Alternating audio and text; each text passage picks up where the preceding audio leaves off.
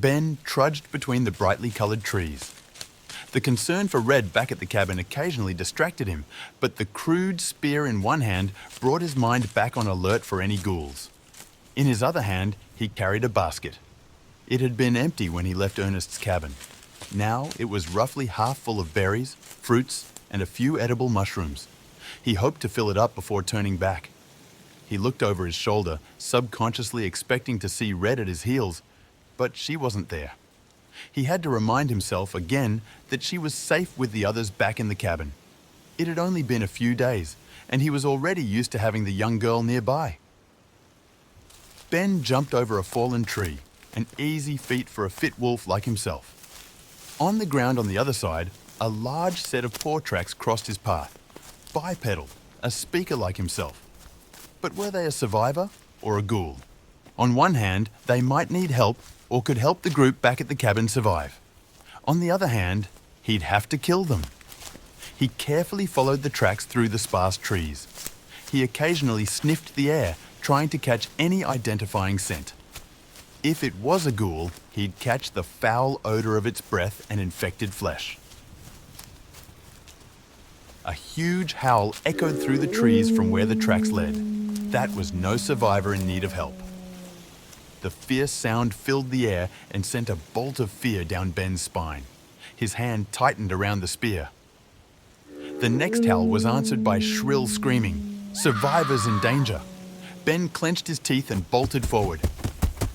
The trail of paw prints led to a river and ran parallel to the raging waters. Upstream, a band of goat children appeared through the trees. Their mother grasped two of the little ones' hands as she led them closer. Their hooves clattered on the stones. A hulking lupine figure charged after them, sharp claws extended and bloody fangs dripping as he snarled. Despite the monstrous changes, Ben recognized its face all too well. It was his father. Ben bared his teeth and dropped the basket beside a tree. He lowered the spear and lunged forward, closing the gap. He wasn't going to let another ghoul claim innocent victims. "Move aside!" Ben shouted. The mother looked up and her eyes widened. She yanked her small kids away from the river and the taller ones at the back followed quickly behind.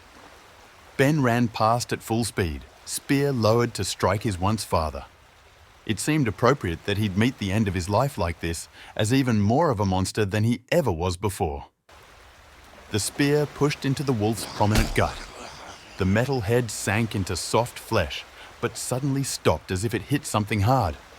The impact bent the birch rod almost to its breaking point. Ben lost his balance and staggered backward. He fell to one knee on the gravel shoreline. The monster reeled, howling in response to the attack. It looked around until its furious eyes met Ben's.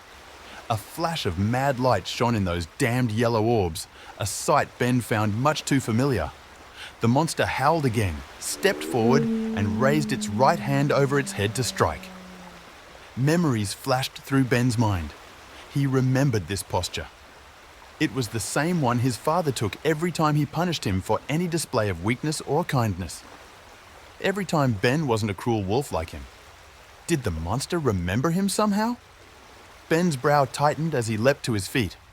His father's hand hit the ground, claws scraping on the stones. He growled again as he stumbled off balance.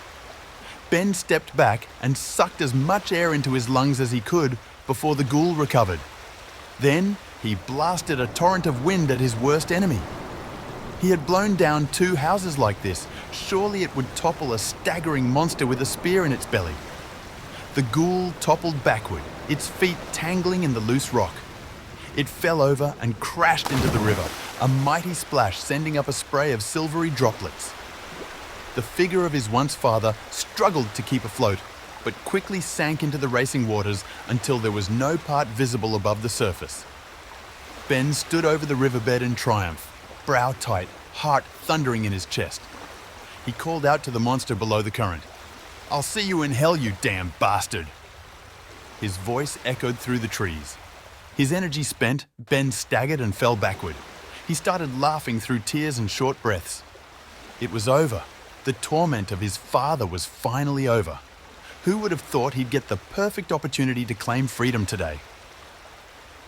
The goat family tiptoed out of the trees, the little one crying and clinging to their mother's hands. In the excitement of the fight, he had completely forgotten about them. "Are you all right?" Ben opened his tired eyes to see the mother goat standing over him. He collected himself and stopped laughing. "Never better." He shook his head with a grin and ran a hand over his brow. "I've never felt so alive in my life." The mother goat reeled back, frowning as she clutched her kid's hands more tightly. "Oh, sorry. I didn't mean to scare you. It's all right. You're in no danger with me," Ben reassured her. Slowly, her look of terror faded. "You saved us. I never would have believed. How can I ever thank you enough for saving my family?" Ben dragged his feet as he headed past her to recover the basket. He grabbed it and looked up at the mother goat and the little ones clustered about her.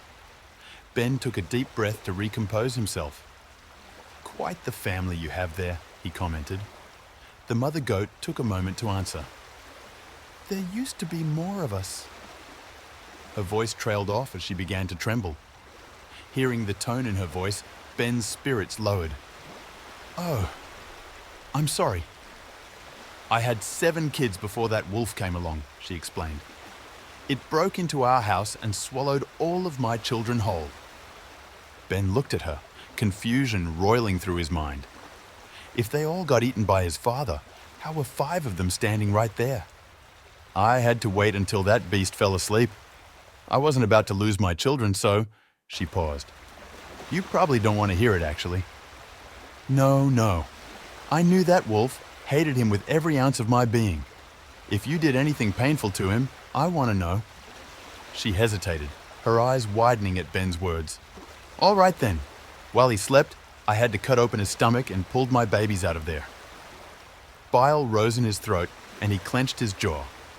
That was a bit much for him. He had to remind himself that his father deserved it. 2 of them didn't make it, but I didn't stop there, she said, straightening her posture. As payback, we stuffed his stomach full of heavy stones before closing him back up. That explained what the spear had hit and why his father sank so quickly. That's a unique method of revenge. All I did was kill him. They both chuckled darkly. Some of the kids gathered around Ben as their mother came in closer. The older boys stepped around their mother to approach. "You were amazing," one said. "Like a hero." The little ones grew bold, and one even tugged on Ben's tail until his mother picked him up to rest one on hip. "Say, you should come with me," Ben said. "I'm with a group of survivors who are holed up near the edge of the forest." The mother goat nodded. "Any promise of safety is welcome to me." She extended a hand in greeting. "I'm Avery, by the way." Ben introduced himself and led everyone through the woods, swinging the basket at his side. "So, what's your story? You said you knew that wolf? He bothered you too?" Avery asked him. "More like abused," Ben answered in a hushed tone. "He was my father." Avery reeled in shock. "Wait, so you're..." Ben tensed and raised his free hand. He knew what she was about to say.